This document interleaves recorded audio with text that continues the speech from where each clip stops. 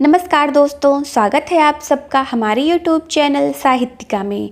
शायद किसी ने सच ही कहा है, सिर मुंडा 3 गुड़ सिर के मिट जाए खाज, खाने को हलवा मिले लोग कहें वाह महाराज। अर्थात आजकल तो आप देखते ही हैं, चारों ओर सिर मुंडाए तिलक लगाए भागवत वाचक मिल जाएंगे और वो उसके प्रति कितने समर्पित हैं ये तो राम ही जाने। तो चलिए आज बात करते हैं ऐसी ही एक कहानी के बारे में।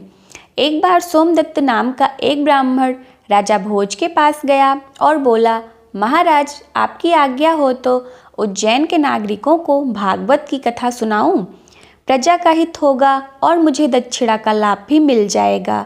राजा भोज ने अपने नवरत्नों और सभासदों की ओर देखा और फिर सोमदत्त की ओर मुख करके बोले, आप अभी जाइए और कुछ दिन भागवत का और पाठ करिए। यह पहला अवसर था जब महाराज भोज ने किसी ब्राह्मण को निराश किया था। लोगों को शंका हुई कि कहीं महाराज धर्म भ्रष्ट तो नहीं हो गए हैं, उन्होंने विद्या का आदर करना कहीं छोड़ तो नहीं दिया है।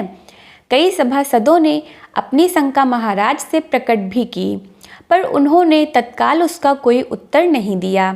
इधर ब्राह्मण निराश हुआ, पर उसने प्रयास नहीं छोड़ा।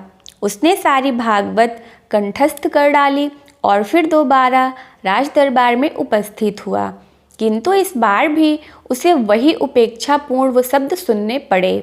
राजा भोज ने कहा, ब्राह्मण देव, अभी आप अच्छी तरह अध्ययन नहीं कर सके हैं, जाकर अभी और अध्ययन कीजिए। ब्राह्मण ने इस बार प्रत्येक श्लोक को पढ़ा ही नहीं, बल्कि उसका भावपूर्वक मनन भी किया। उसके हृदय में भागवत के प्रति निष्ठा जाग गई।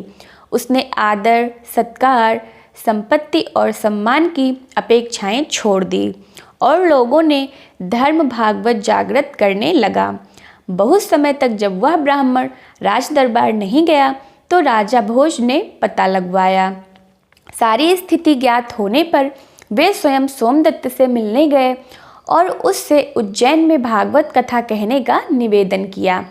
सभासदों ने राजा के इस व्यवहार परिवर्तन का कारण पूछा तो वो बोले, पहले ये ब्राह्मण धनार्जन के लिए कथा कहना चाहता था, पर अब इसकी भागवत कथा धन के लिए नहीं, लोक मंगल के लिए समर्पित है।